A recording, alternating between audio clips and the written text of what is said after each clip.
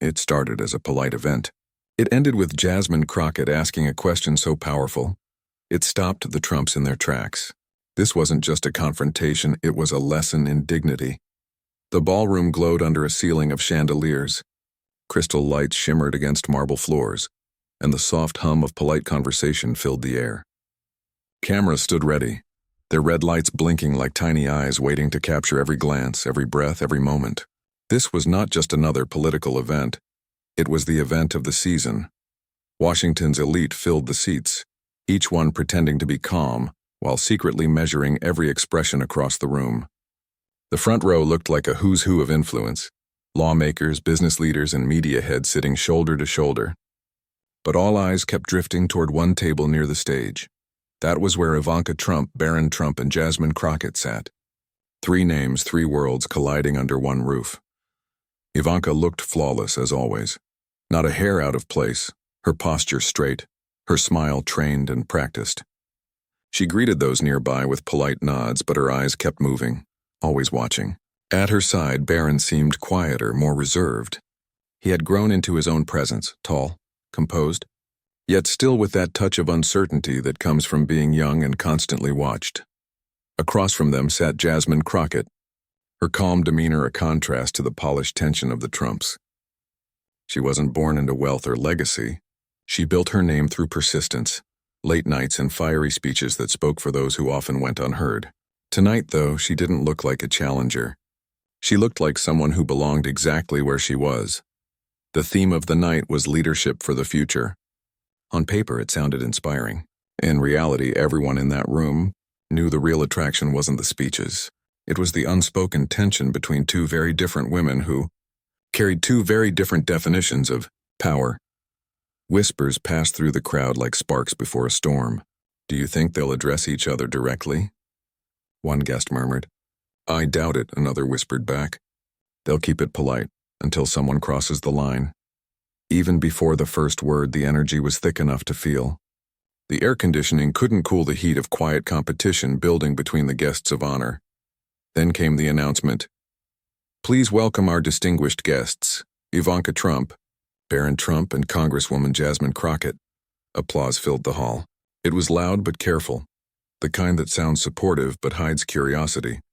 Everyone clapped, but everyone was waiting for what came next. As they rose, Ivanka smiled with controlled confidence. She carried herself like a woman used to bright lights and scrutiny. Barron followed, adjusting his tie, clearly determined to represent his family with pride.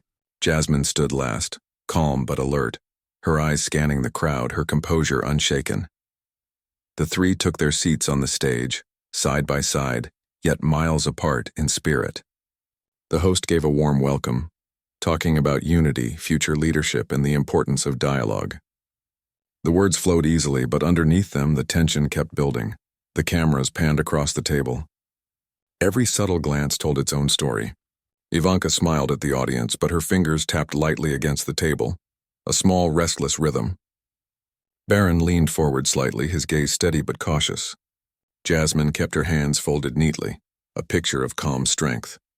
Then came the quiet before the first speech. It was brief but powerful, the kind of silence that seems to last forever. You could almost hear people holding their breath. Ivanka leaned slightly toward Barron, whispering something that made him give a small nod. Jasmine noticed, but her expression didn't change. She had been in enough heated rooms to know that confidence often masks nerves. A few rows back, reporters scribbled notes. Advisors exchanged looks. Everyone felt the invisible line stretching between the Trumps and Jasmine, and everyone wondered who would step across it first. The host continued, his cheerful voice barely hiding the undercurrent of anticipation. "Tonight," he said, "we celebrate leadership in all its forms, from those born into it to those who fight for it." It was a simple sentence, but it landed like a spark. Ivanka's smile faltered just for a second, and Jasmine's eyes flicked toward her. For a brief moment, their gazes met. Steady, locked, unspoken. That single glance said everything. 2 women, one raised in power, one who challenged it, now sharing the same stage under the same lights. One represented heritage and legacy. The other represented defiance and change. And right between them sat Barron, watching, unsure which world he belonged to. The applause returned as the first speech was announced, but the tension didn't fade. It only grew stronger, invisible but undeniable. Every heartbeat in that hall felt like a countdown. Everyone knew something was coming. No one could say when, but everyone felt it. The calm was only temporary. Words would be spoken tonight that couldn't be taken back. And as Jasmine adjusted the microphone in front of her and Ivanka sat perfectly still with that poised smile, one thought crossed nearly every mind in the audience. This was not going to be an ordinary evening. The host's voice carried confidently across the hall. And now we'll begin with our first speaker, Ms. Ivanka Trump. Polite applause followed, echoing through the ballroom as Ivanka rose gracefully to her feet. She gave that signature composed smile, the kind that seemed to belong more to the cameras than to the people in front of her. Her heels clicked lightly against the stage as she walked toward the microphone. Every step was steady, deliberate, almost rehearsed. When she began to speak, her tone was calm and elegant, each word polished. Leadership, she said, isn't just about making decisions. It's about legacy. It's about what we build for the next generation. Heads nodded around the room. She spoke about hard work, values, and family. Themes that always sounded safe, but there was something about her phrasing that hinted at something deeper. Those of us who were raised in families of service, she continued, carry an extra weight, a duty to continue what those before us began. Her eyes flickered for a split second toward Jasmine Crockett. It was quick, barely noticeable, but not accidental. Jasmine caught it. So did the front row. Ivanka went on, speaking about the responsibility of those born into leadership. She talked about balance, grace, and tradition. Every word seemed to build a quiet wall between her and anyone who wasn't born into power. Her tone was soft, but the message was sharp. Leadership in her eyes was a birthright. When she finished, the applause was polite, but short-lived. People clapped out of respect, but the air felt heavier now. Ivanka smiled again, satisfied, and returned to her seat beside Barron. The host cleared his throat. Thank you, Ms. Trump, and now Congressman Jasmine Crockett. As Jasmine stood, the room seemed to shift. She didn't move with the same rehearsed rhythm. Her presence was natural, steady, and unforced. She didn't wear a politician's smile. She wore truth on her face, calm and confident. When she reached the podium, she took a moment before speaking. Then she began. Leadership is not inherited. It's earned. One decision, one act of courage at a time. The words cut through the air cleanly. Her tone was warm, but her message had weight. She spoke about fairness, justice, and the importance of equality. She didn't talk about legacy or privilege, she talked about purpose. We don't lead because of who our families are, she said. We lead because people trust us to stand up when it's hard to do so. A few heads turned toward Ivanka's table. Even Barron seemed to shift in his seat, glancing between the two women. Jasmine continued, her voice rising slightly, not in anger, but in strength. Power doesn't come from the name you're born with. It comes from the choices you make when no one is watching. Leadership isn't about how much influence you inherit. It's about how much truth you can carry.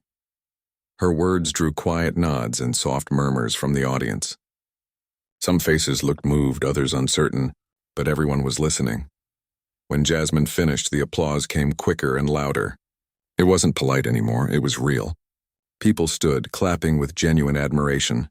Ivanka's smile didn't falter, but her eyes told another story. It was the kind of look that appeared calm but hid irritation underneath. She leaned slightly toward Barron and whispered something. He gave a small nod, his expression tightening. Then Ivanka lifted her microphone again.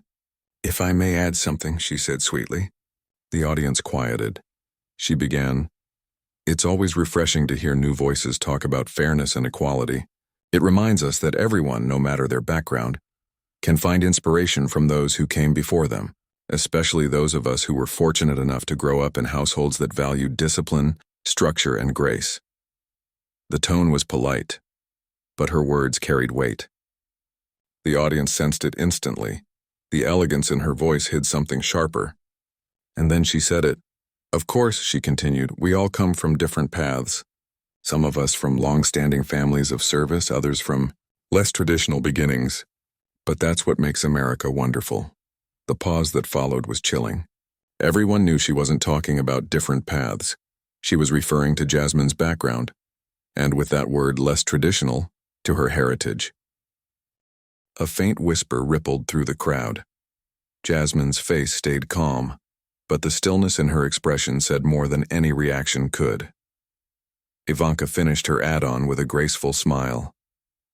"Thank you again for your passion, Jasmine. It's always inspiring to see new perspectives." There it was, the final, polished jab disguised as kindness, the kind that sounds supportive but stings beneath the surface. Barron sat straight, clearly proud of his sister's composure. Around them, some guests smiled awkwardly, unsure whether to applaud again. A few clapped out of habit, but most stayed silent, sensing the invisible line that had just been crossed. Jasmine simply nodded. She didn't flinch, didn't glare, didn't bite back. Instead, she turned to the host, her voice calm. "Thank you," she said. "I'll be brief when it's my turn again." That quiet promise was enough to change the air in the room once more. As the evening moved forward, the applause faded into murmurs. People shifted in their seats, whispering softly. They could feel something stirring beneath the polished surface. A confrontation building, slow and certain. And while Ivanka adjusted her notes and Barron leaned back, confident that the moment had passed, Jasmine sat silently, waiting, watching, thinking. She wasn't angry. She was preparing. What came next would be the moment no one could forget.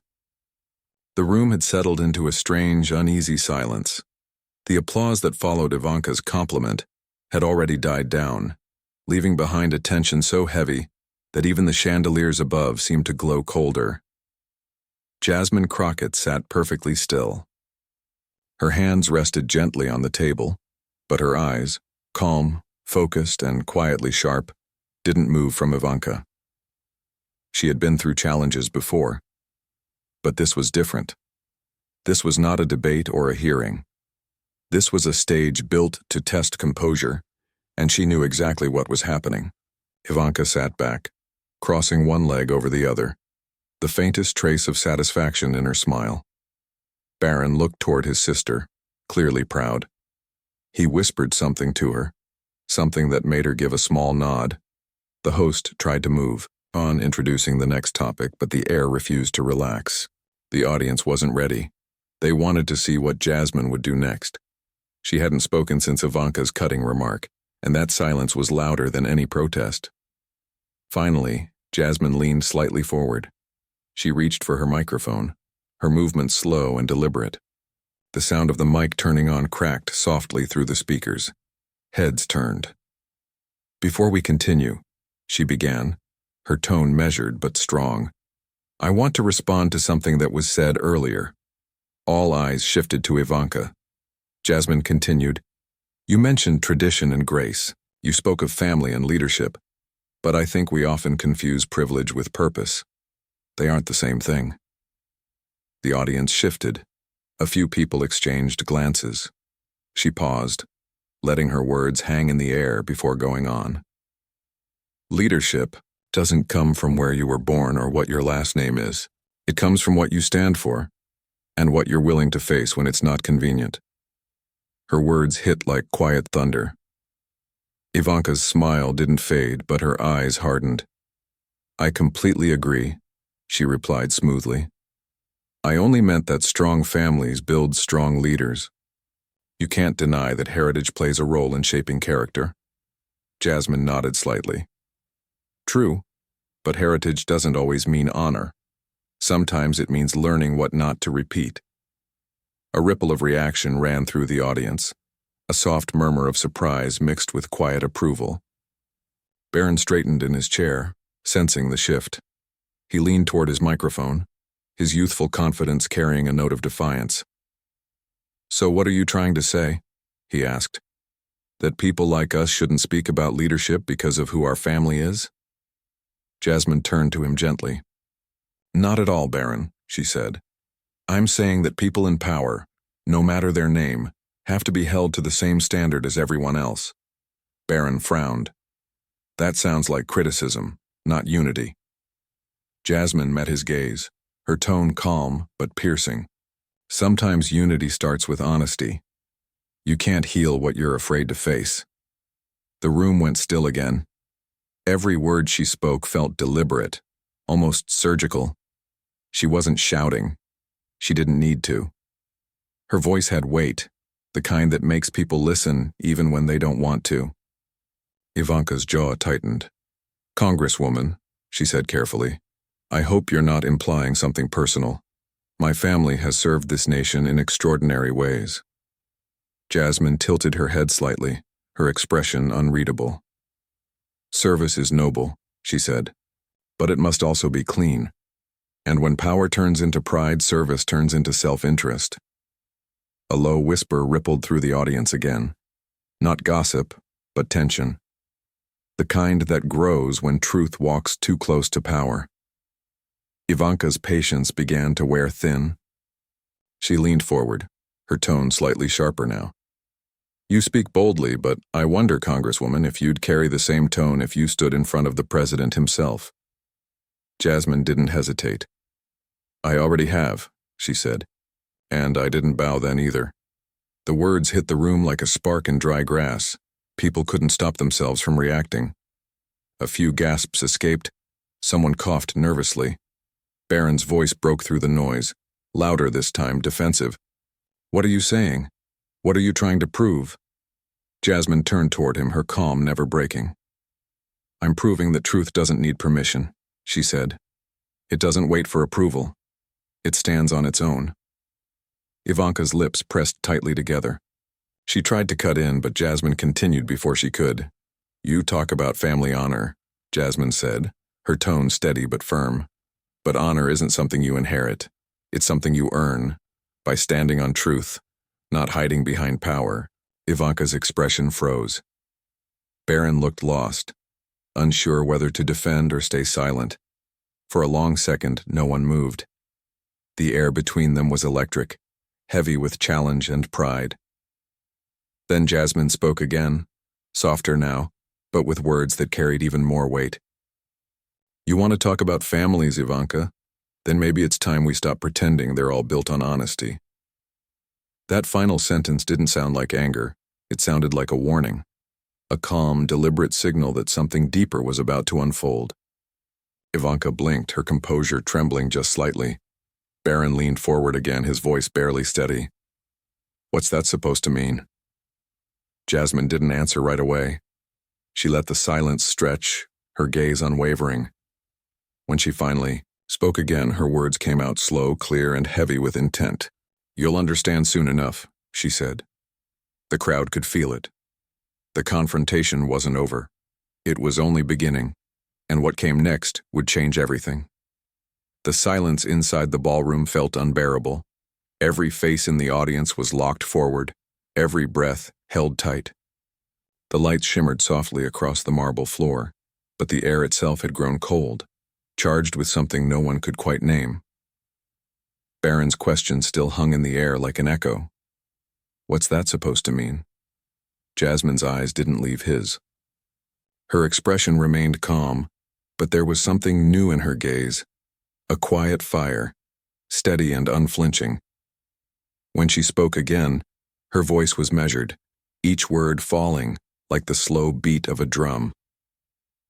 "Barron," she said softly, "you asked what I'm trying to prove."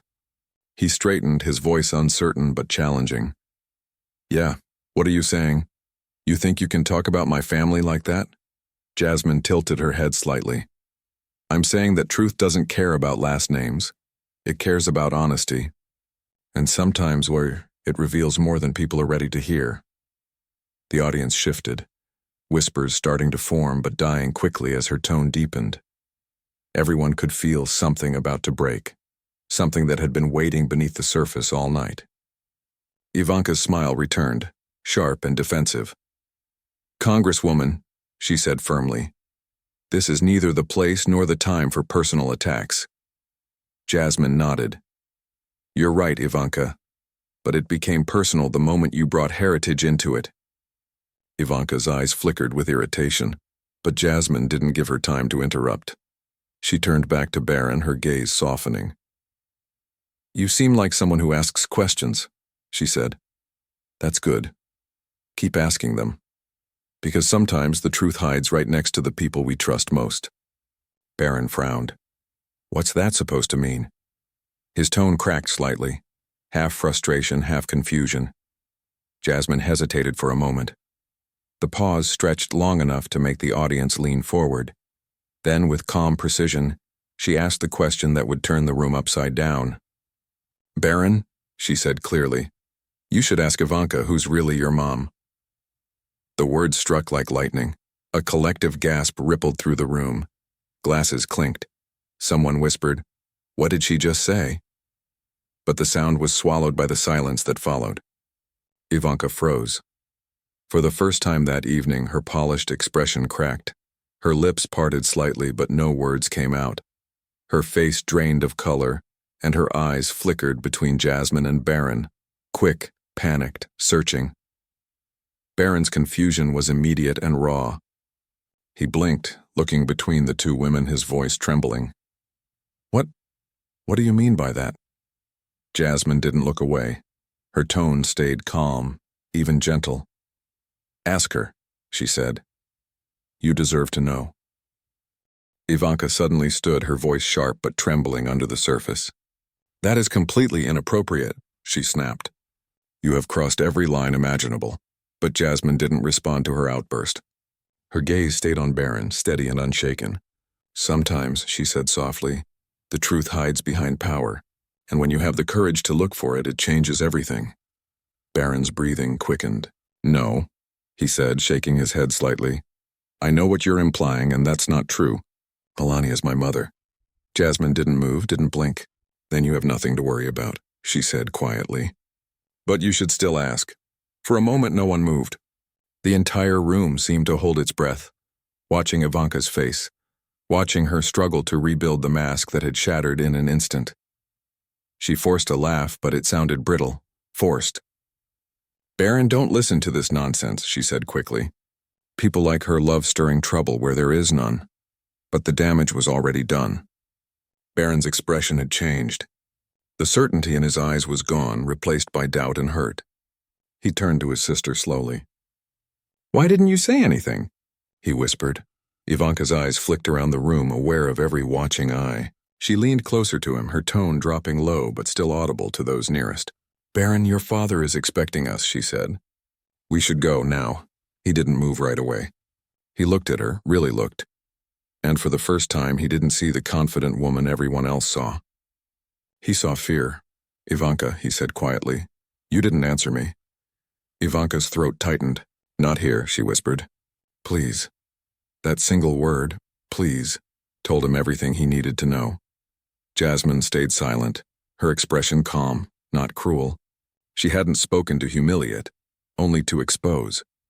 Ivanka turned to her one last time, her face pale but her eyes burning cold. It wasn't just anger in her look, it was warning. The kind of warning that promised retaliation. She placed a hand on Barron's arm, guiding him toward the exit. He hesitated, looking back once more at Jasmine, as if hoping she would say something to make it all make sense. But she didn't. Her silence spoke louder than any explanation. The doors closed behind them and the room erupted in a low, tense murmur. People didn't know what to say. What they had just witnessed was beyond politics or pride. It was personal. It was real. Jasmine stood there for a moment, breathing slowly. The confrontation had ended, but the echoes of her words lingered in every corner of the hall. And somewhere outside those doors, a truth long buried was beginning to shake free. The sound of the closing doors still echoed faintly across the ballroom. For a few long seconds, no one spoke. The audience sat frozen, a sea of still faces caught between disbelief and fascination. Even the chandeliers above seemed to sway slower, as if the air itself was holding its breath. Jasmine remained standing, her expression calm, her eyes steady. She didn't gloat. She didn't smile. She simply let the silence do the talking. Across the room, whispers began to rise, soft, uncertain murmurs. People turned to each other, searching for words, for understanding, for a way to explain what they had just witnessed. No one could. Jasmine finally took a quiet step forward and spoke, her voice calm but filled with weight. "Truth," she said softly, "is not always gentle, but it is always necessary." The sentence landed like a whisper that somehow carried across the entire hall. She looked around the room, her gaze moving from face to face. "We talk about leadership," she continued, "but leadership isn't about standing above others.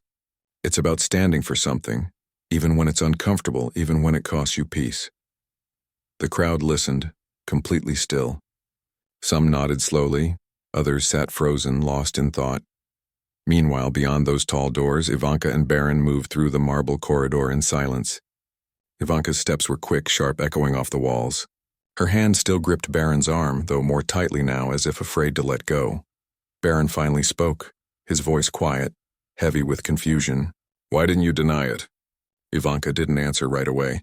She stared straight ahead, her face stiff, her jaw set. "Barron, not here," she said, her voice trembling beneath the practiced composure. "You don't understand how dangerous that woman is." He stopped walking. "No," he said, shaking his head. "I think I do. She's not dangerous, she's honest." That sentence hung between them like a final crack in glass. Ivanka turned, her eyes flashing. "You listen to me," she said firmly, lowering her tone. "You don't repeat what she said, ever. People like her make a career out of destroying families like ours." But Barron didn't respond. His silence wasn't agreement, and it was distance. Something in his eyes had changed. Ivanka's expression softened for a second, and she tried to recover her tone. "Your father's waiting," she said again, more gently. "Let's go." She led him down the hallway, her face composed once more, but her mind racing. The calm facade was back, but the mask had cracks now, ones she couldn't mend in front of the world. Back in the ballroom, Jasmine stood before the audience, her posture relaxed but her message still strong. "Tonight wasn't about victory," she said quietly. "It was about truth, and truth doesn't need to shout out, it just needs to stand." Those who had doubted her earlier now watched her with a new kind of respect, the kind that comes when someone refuses to bend, even under pressure. She turned slightly toward the exit where Ivanka and Barron had left. Her eyes softened, not with triumph but with compassion. "Even when the truth hurts," she added, "it sets you free, not because it's easy but because it's real." There was no applause this time. The silence that followed wasn't empty. It was full of thought, of respect, of quiet awe. One man near the front finally stood, clapping once, slowly. Another followed. Then a few more. And before long, the hall filled with a low, steady wave of applause. Not loud or wild, but sincere. It wasn't for spectacle. It was for courage. Jasmine gave a small nod of acknowledgement, her eyes calm, her breathing steady. She didn't need to say anything more. The power of her restraint spoke volumes. As the applause faded, she stepped away from the podium, walking through the same crowd that had moments ago been filled with judgment and doubt. Now they parted for her with quiet respect. A few guests reached out, offering soft words in brave, powerful, unforgettable.